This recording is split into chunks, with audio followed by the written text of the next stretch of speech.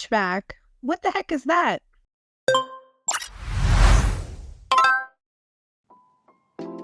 Hi, I'm Rose and I work at Remodeling Wizards of Maryland. John, can you tell us what HVAC means?